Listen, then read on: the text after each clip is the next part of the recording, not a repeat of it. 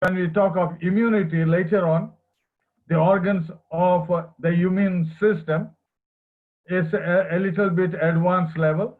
And that's the reason we thought of starting small in understanding the ground realities of what is this immune system so that everyone is on the same platform. The second episode will talk about personal hygiene. The third will talk about food storage, food preparation, and later on we'll get into the immune system, the organs, the white blood cells, WBC, the beta and the T cells and all that. That will come a little bit later so that we are all prepared and we have a common ground. This session will last for about 25 minutes because we have the remainder of our time for all of you to ask your precious questions. And remember, this is a two-way process. We also look forward to listening and learning from you all. So we launch the second program of ours, and to take it forward, I request Engineer Kenneth Lopish to proceed.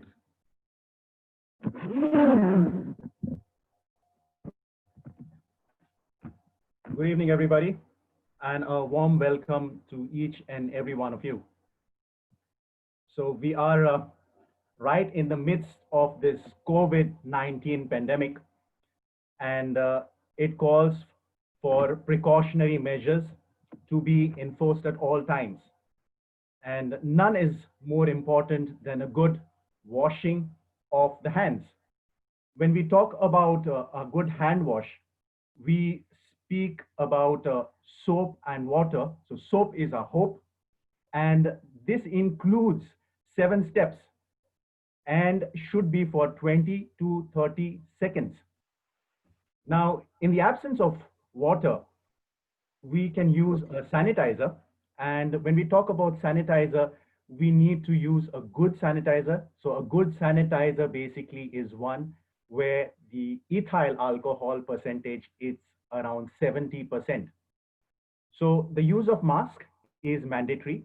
Every time we step out of the house, we are in a public domain, we have to ensure that we wear a mask.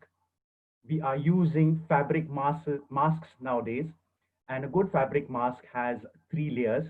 So the outer layer is a water resistant layer. The inner layer is a water absorbent layer, and it's the middle layer which is the actual filter. So social distancing also is in place. As a rough reference, it is 6 feet or 2 arms length. But remember, when you're in a crowded space, when you are in a place which has poor ventilation, the chances of this virus being more airborne is much more. So please follow precautions, keep personal interactions to the bare minimum that you require, and remember not to frequently touch your face. Keep your hands away from your face, basically. So we are doing all of this, and these are all measures which we follow. And we realize that besides these measures that we follow, we need to have good immunity. So immunity is the need of the hour at every time, more so now because of this COVID-19 pandemic. And all of us have it in us to defend ourselves. So when we talk about immunity, we are talking about a defense mechanism. And a good example of defense mechanism over here would be the defense force of a country. We know every country has its own defense force. And the job of this defense force is to keep the intruders, is to keep the enemies at bay, is to prevent them from entering into our borders. Likewise, our defense mechanism, our defense force is our immunity. Now, when we look at the defense forces, you could say that the defense forces have different lines of defense. They have different organs, so to speak. So you would have, for example, you would have the Army, you would have the Navy, and you would have the Air Force. And likewise, when we talk about the immunity, the defense mechanism of our body, we also have different lines of defense. So, and this is the number one defense mechanism that each and every one of us has. So there is a very close relationship between our health and our immunity. Now, we spoke about the defense forces of the country, and the defense forces of our body, our immunity, are basically our biological defense. Now, not only do these defense forces of the country keep the enemy at bay, keep them safe from the border, but many a times we have intrusions. We have terrorists who penetrate our borders and they strike chaos. Likewise, infection at times enters past our defense system, and that is where immunity is also called in. So immunity over here also is our defense to fight the infection in case it does enter into our body. Yeah. There is another angle to immunity. So this is the second point over here, and that is where the body has adequate tolerance to avoid allergy and autoimmune disease. So two more new terms being entered over here, that is allergy and autoimmune disease. Do not be too worried about it right now. As we progress into this presentation, we will see what the two of these are. Now, we have viruses, carcinogens, pollution. Pollution is a big ongoing issue.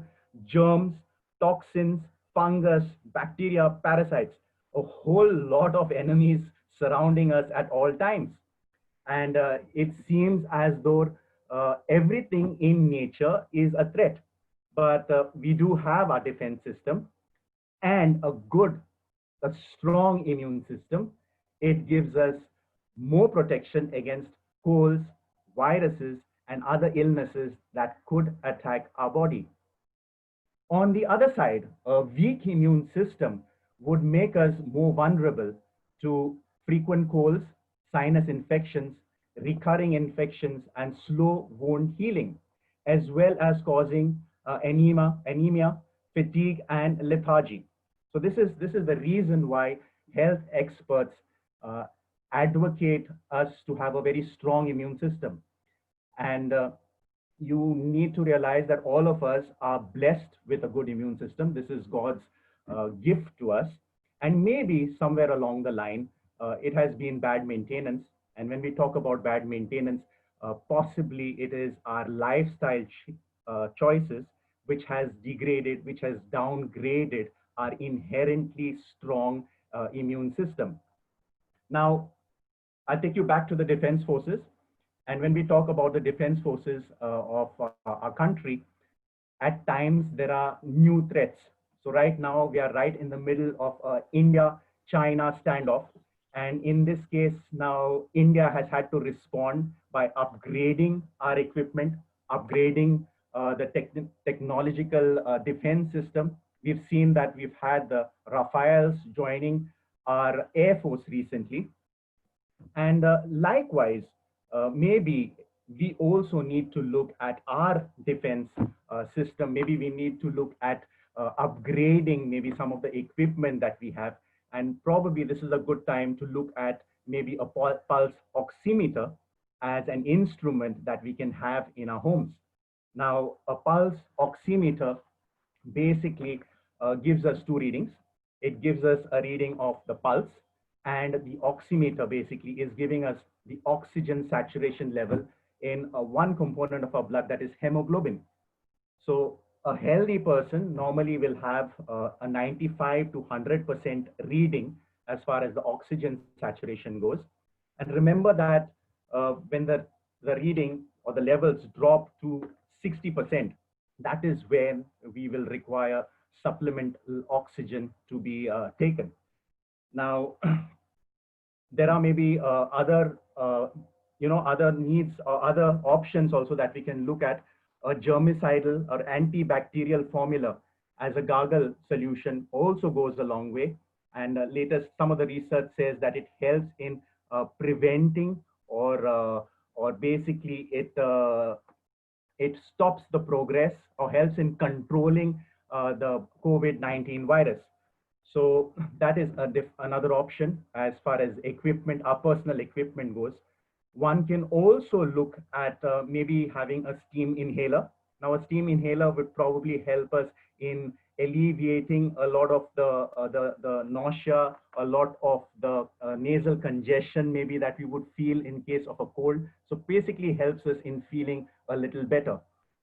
Now, when we are talking about our immune system, it's very important that we know to identify maybe signs of a weak immune system. What would be the signs of a weak immune system?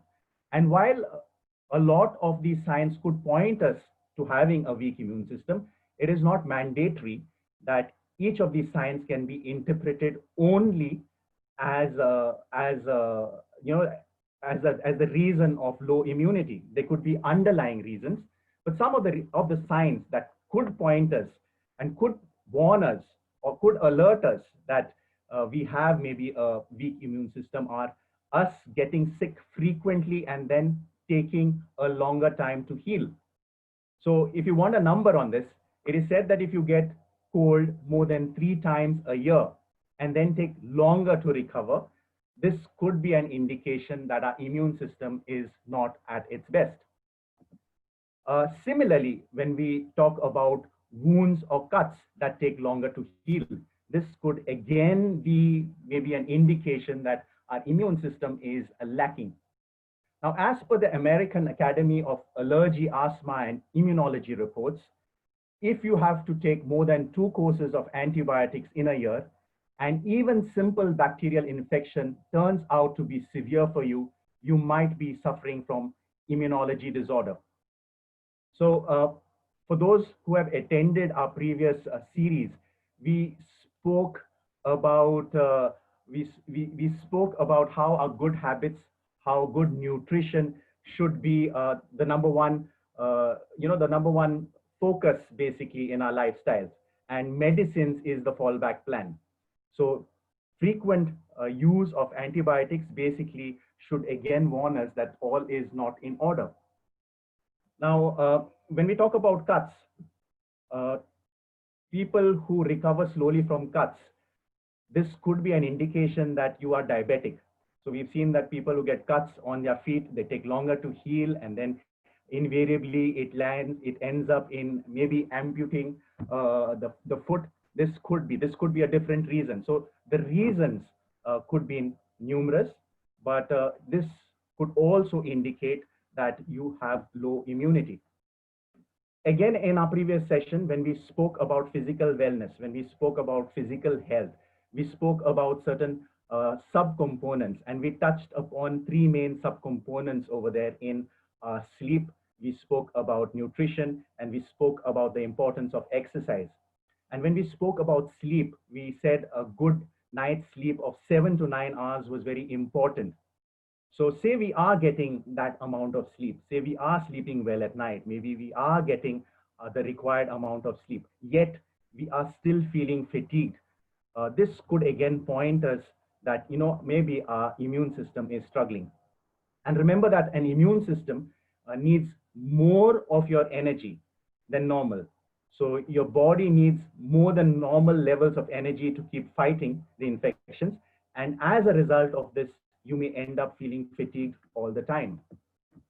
We come to stomach issues.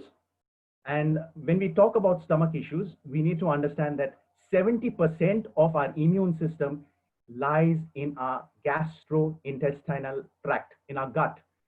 So we have a lot of bacteria, and we have the important good bacteria over there. This is the gut bacteria. It plays a very big role in digestion.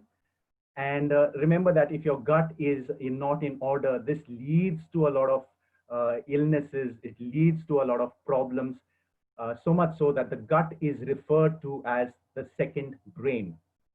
So when we speak about bathroom problems, basically we are talking about diarrhea, and diarrhea that lasts for more than 2 to 4 weeks. This can be a warning sign again that our immune system is in trouble.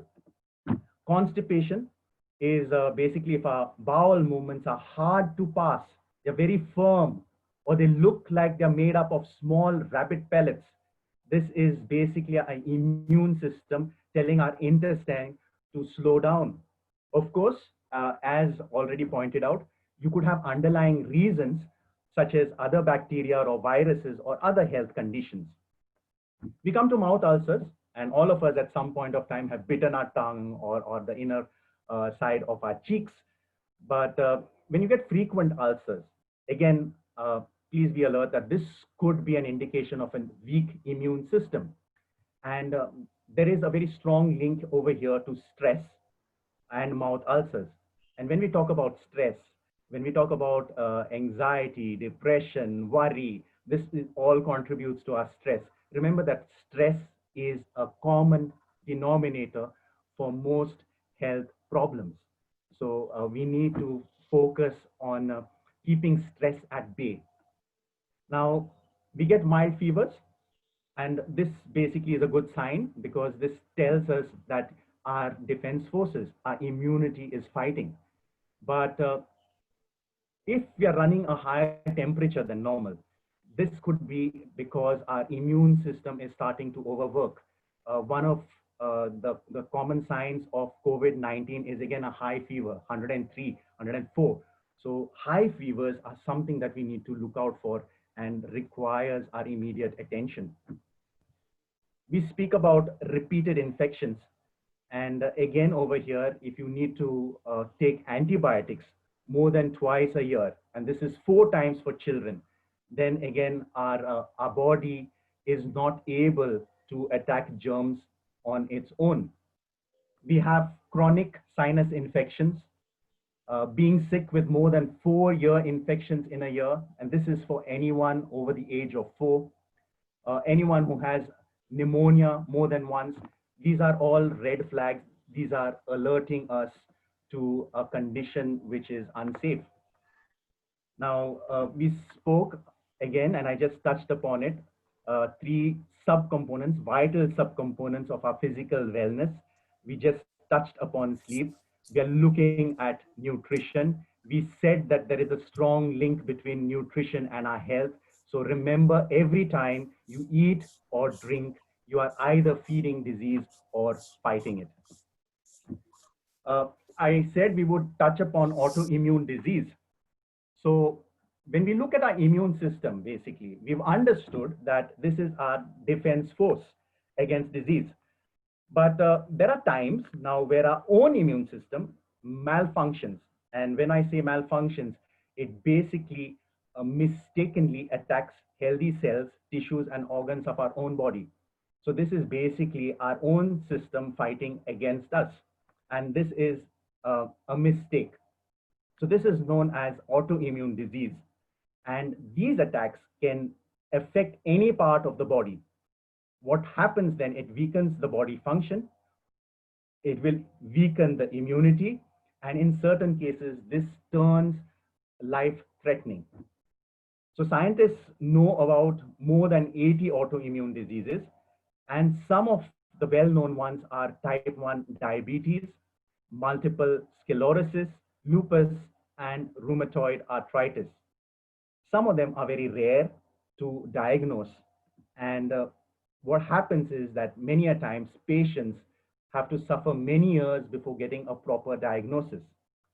Unfortunately, most of these diseases have no cure and require lifelong treatment just to ease the symptoms. So the reasons for many of these autoimmune diseases are unknown. It is a mystery. But what is seen of late and what latest research shows is that there is a strong link to environmental exposures. And when we talk about environmental exposures, we are talking about environmental pollution. So this is an angle which is coming or playing a bigger role in the cause of a lot of these autoimmune diseases. We touched upon stress when we spoke about ulcers. And stress is very much a part of our life, more so now in COVID times. It challenges us every day. And when this stress builds up over a long period of time, this becomes chronic. And chronic stress can disrupt, it can wreak havoc in every system in our body. So it can suppress our immune system. It can upset our digestive and reproductive system. It can increase the risk of heart attack and stroke and speed up the aging process. It doesn't end over there. It can even rewire the brain. And we know that the brain is our CPU, our computer. So any tinkering around over there, and we get into all sorts of problems. So this leaves us more vulnerable to anxiety, depression, and other mental health problems. So a little technical thing over here is basically that stress affects the hormonal balance. There is a hormone which is generated, and it is called corticosteroid, which is generated when one has stress. And this basically lowers the immunity of the body. So to keep your immunity high, we all need to de-stress, or in other words, we have to find a way not to let stress run our lives. What we just discussed are symptoms, but remember that these cannot be generalized because they could be underlying health conditions which are not necessarily due to a weak immune system. And if we do have a weak immune system or lower immunity, we also need to understand that it could be due to varying causes. Now, to summarize everything we've said about our defense force, about our immune system, I think this is the perfect slide to put it all in one place. And when we look at what is in yellow, what is highlighted in yellow, that is what we need from our immune system. That is what a balanced immune system offers, and a balanced immune system offers optimal effectiveness. Now, when we get away from this, we get into the blue zone, which is an immune overreaction, or as we spoke, this is an autoimmune problem, which is an internal threat. So it's our body doing this. And we spoke about certain examples like type 1 diabetes, rheumatoid arthritis. So this is basically an immune system which is overactive in ways, maybe it's just attacking our bodies, and many a times the reasons are unknown.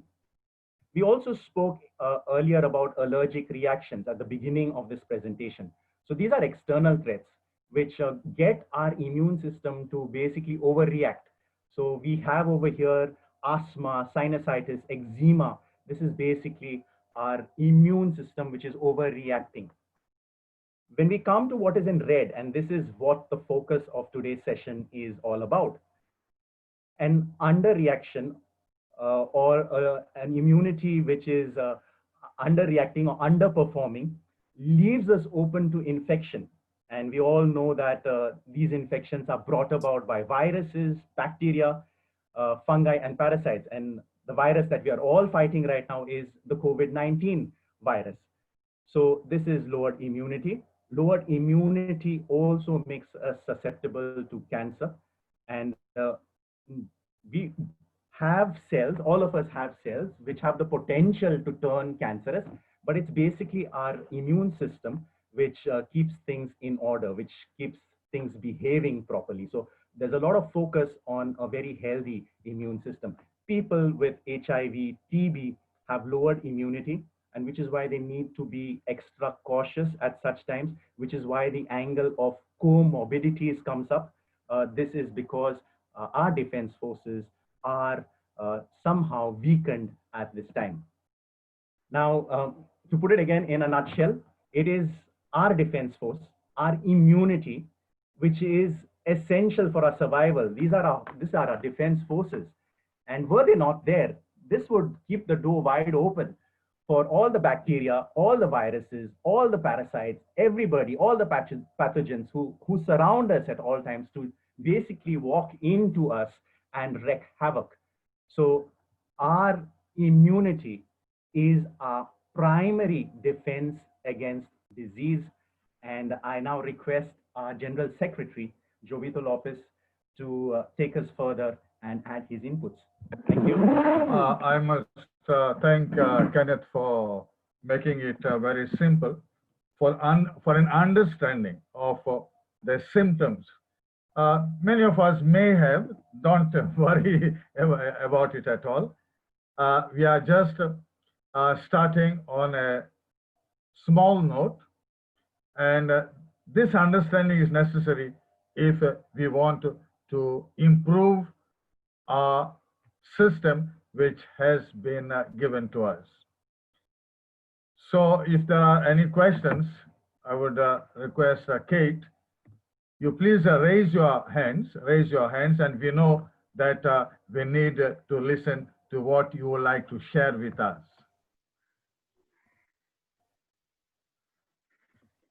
Kate, can you identify? Anyone who has a question can unmute themselves and can talk. Just identify yourself before you put across the question, and the stage is open, basically. We'd like to hear from you. So there are no wrong questions, there are no right questions. Maybe we have the answers to the questions, maybe we don't. If we don't, we get back to you. Maybe someone from here has an answer. So please put forward whatever you have to say. Hello. Hi. Hello? Yes, go ahead. We have Prasad ji, I think. Yeah. Yeah, Mr. Prasad, go ahead. Yeah, very good evening, Mr. Lopes and Kenneth ji. Yeah, Thank you good very much. evening. Actually, I joined a little late, but still I caught up with your presentation. Thank you. Thank you very much. It's really wonderful. Last slide, actually, I was looking at. You are mentioning about autoimmune system, which is overreacting and underreacting. Is it better to have an underreacting, overreacting immune system rather than underreacting? Both would not be an ideal situation. Okay. So we have a case of a person whose all vascular system is gone into an autoimmune disorder. It is called vasculitis. And thank God that he is getting proper, appropriate treatment. So both cases are not very good. Autoimmune on the higher side could be worse, or on the lower side also it could be worse, depending on various other aspects that need to be examined. But both are not a healthy indication of your immune system. Actually, I was talking about the present situation with reference to this present situation. Yes. Actually, it is coming in this underreacting immune system condition. Yes. COVID will be attacking very easily, I think. Yes, because if you have all these comorbidities, and most people who have died had all these problems related to your immunity. They had diabetes, most of them, heart problems, kidney problems, and therefore their fighting capacity was stalled in some way or the other. Thank you, sir. Thank you, Prasad ji. Okay, we have 634. There's a participant ending with 634 who has raised their hand. If you could unmute yourself and ask your question.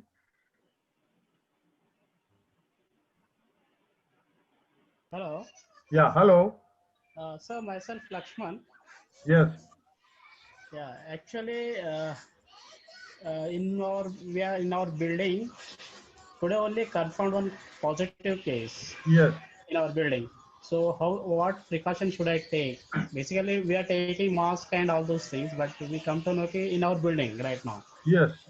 So how should I take care So of it? the best would be to sanitize to the entire place, the entire building. That's number one. Okay. And that is being done now by the fire brigade. If you contact them, they will definitely sanitize. And the precautions, as we have talked earlier, the same precautions are to be taken. Avoid contacts. There's nothing wrong with anybody getting COVID-19. Tomorrow it could be me. So nothing to be worried as such. But all the necessary precautions need to be taken. Hand washing is very, very important. Soap and water, that is covering with a good face mask. And we said a good face mask must have 3 layers, the minimum, because N95 are very, very expensive, not available. And at this moment, they are reserved for all the health staff. And there is nothing to be worried personally. Avoiding contacts, keeping safe distance, and avoiding crowded places in your own building. If you are using the lift,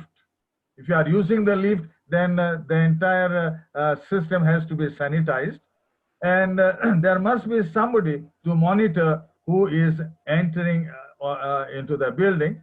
And if there is somebody to even record the temperature, it would be ideal, but it could be very, very difficult. Cleanliness, hygiene, cleanliness. We will be talking about this part in our session 2 and session 3. And since you have asked this question, I think I needed to throw some light on what protection you need to take. The moment you come out, you come inside from moving into the outer space, have a good bath, a lot of soap, and steam inhalation could help you to some extent, but having a good bath with good soap, that is very important. Change your clothes every day. We'll be talking about all this and much more in our next session, next Sunday. But simple precautions, very important. Be positive. Don't worry. And prayer, meditation is important. We are coming with all this later on. Don't be afraid. Number 1, don't be afraid. Remove that fear. Nothing is going to touch us. Nothing is going, provided you take the basic precautions. Ask the fire brigade to sanitize the entire building. Look into your garbage problem. That is very important. And washing, soap and water. Every time you come inside your house, wash, have bath if you are coming from outside, and be positive. It will be tackled and you have nothing to fear. Fear can reduce your immunity. Please understand that. Okay. Any other question, please? We have Mr. Atul Garg. You have raised your hand. If you can unmute yourself and ask your question. Atul Garg, I know you are a scientist. I welcome you, Atul Saab. Thank you, Dr. Sir. Great informative session, sir. My question is, can we have supplements in the form of vitamins Yes. in the COVID era? If yes, which type of vitamins? Yes, I understand your question. Your question will be answered in session 3. But I can tell you, there's nothing like natural food. We resort to supplements. Of course, now for example, vitamin B12. For a vegetarian, you can't have a food which is non-veg. So how would a vegetarian get vitamin B12? It has to be with the supplements. Sometimes vitamin D, D3, we talk about that. Again, it is if you don't have the sun and all, supplements can help you to some extent. But let me share with you, nothing like natural food which is available and which has been given to all of us. We will talk about this in more details when we come, because we talk about zinc, for example. A lot of people are taking tablets of zinc. It is good. It is good. There's nothing wrong if you rely on supplements. But when we come to session 3, we'll tell you what all the foods that will give you natural vitamins and mineral content. But nothing wrong if you resort to good supplements. Thank you, Atul Sir. Thank you, sir. So nice of you. We have Tonitu Botelho. Tonitu Botelho is joining us for the first time. Tonitu, nice to see you. Any questions, please welcome.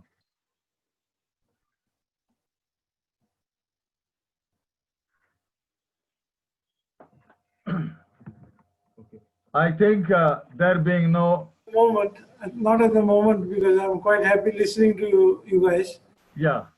I may have more in the future. Yes, you must. We are preparing all of you to ask more questions. We need more questions because we are also wanting to learn from all of you. Remember that this is a two-way process. Yes. It's a two-way process. We are here also to learn, and we need to share. Sharing is what will make us more happier than what we are. Remember that each one of us is a masterpiece created by God. We owe our existence to God. No matter what is happening now, choose to be happy. Be happy. Don't find what is wrong. Positivity is very important. I thank Father Anderson and also Father Orville de Silva.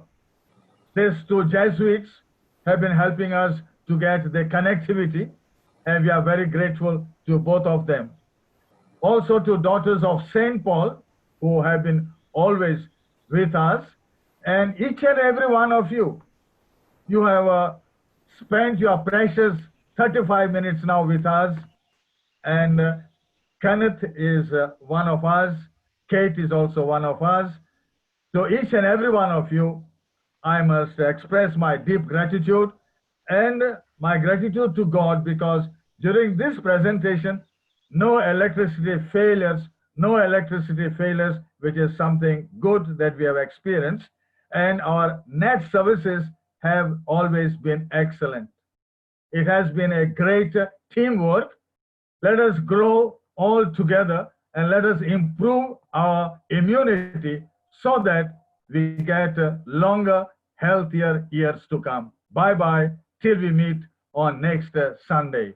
All the best.